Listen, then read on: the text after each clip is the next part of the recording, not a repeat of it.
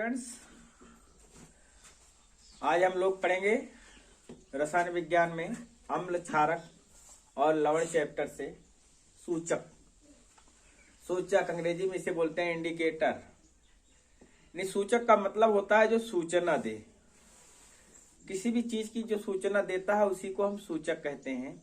जैसे आप रेलवे में ले लीजिए, सूचना देता है कि आगे रास्ता सही है, खराब है, न लाल रंग नहीं, लाल बत्ती ये बताती है, सूचित करती है कि आगे ट्रैक जो है रेलगाड़ी का सही खराब है, यानी वो सूचना दे रही है, वो सूचक है। उसी तरह रसायन विज्ञान में जो रासायनिक अभिक्रियाएं होती हैं, उन अभिक्रियाओं में भी सूचना देने के लिए कुछ पदार्थ इस्तेमाल किए जाते हैं जिनको हम सूचक कहते हैं। तो सूचक की परिभाषा होगी ऐसे पदार्थ जो किसी रासायनिक क्रिया के पूरी होने की यानी पूर्ण होने की जानकारी देते हैं, सूचक कहलाते हैं। पहली परिभाषा, ऐसे पदार्थ जो किसी रासायनिक अभिक्रिया के पूर्ण होने की जानकारी देते हैं, सूचक कहलाते हैं। मान लीजिए दूसरी परिभाषा अगर लिखनी हो तो ये अगर कम अच्छी लग रही है तो आप दूसरी परिभाषा लिख सकते हैं, ऐसे पदार्थ जो अम्ल विलयन में एक रंग और क्षार विलयन में दूसरा रंग देते हैं, उन्हें सूचक कहते हैं। दो परिभाषाएं हो गई सूचक की, तो इसको याद कीजिए।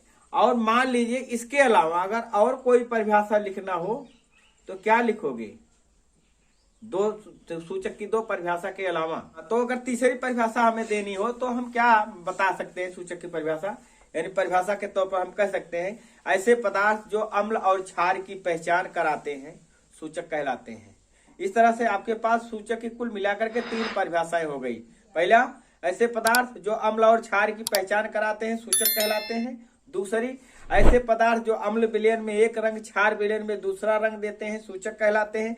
और तीसरी परिभाषा, ऐसे पदार्थ जो किसी रासायनिक क्रिया के पूर्ण होने की सूचना देते हैं, सूचक कहलाते हैं। हम उदाहरण कुछ लिख रहे हैं सूचक के। जैसे एक है लाल लिटमस पेपर होता है, और दूसरा है नीला लिटमस। तीसरा है मेथिल ऑरेंज।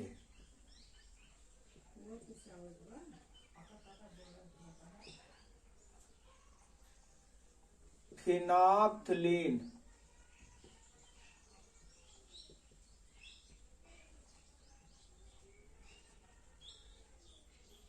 एक होता मेथिल रेड।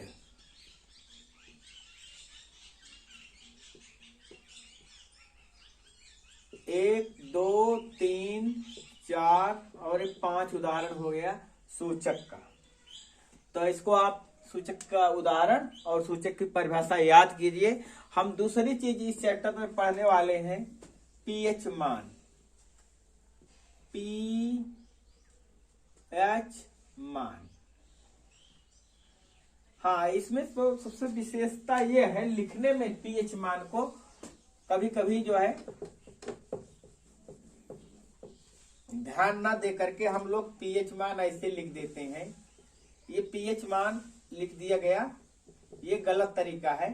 पीएच मान लिखने का पहले तरीका सीखिए।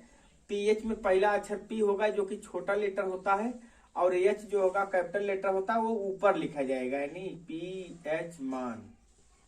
इस तरह से लिखते हैं पीएच मान को। यह है क्या चीज? यह भी एक प्रकार से पैमाना ही है अम्ल और क्षार की पहचान करने का। पीएच मान भी अम्ल और क्षार की पहचान करने का एक पैमाना मान सकते हैं हम। एक पैमाना है, मतलब वैज्ञानिकों ने अम्ल और क्षार की पहचान करने के लिए जो है हाइड्रोजन आयन सांद्रता के आधार पर एक स्केल बनाया, एक पैमाना बनाया, जिसको हम पीएच मान कहते हैं।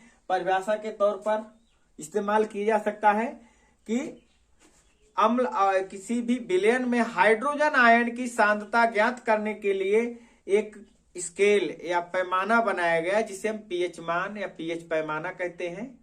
और इसकी वैसे परिभाषा क्या है कि किसी भी विलयन में हाइड्रोजन आयन की सांद्रता, किसी भी विलयन में हाइड्रोजन आयन की सांद्रता आधार 10 पर ऋणात्मक लघुगणकीय मान के बराबर होता है।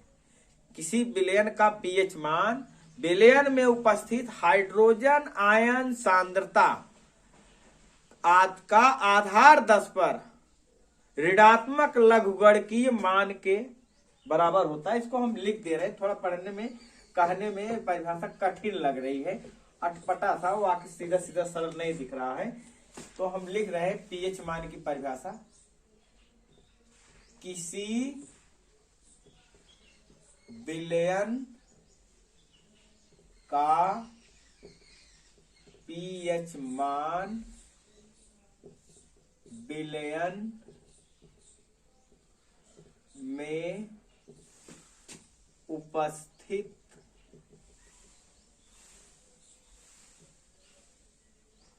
Hydrogen ion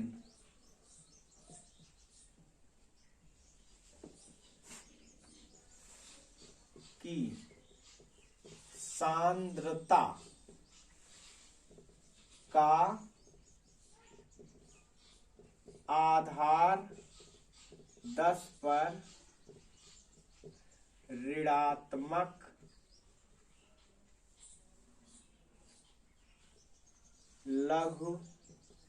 लघुगणकीय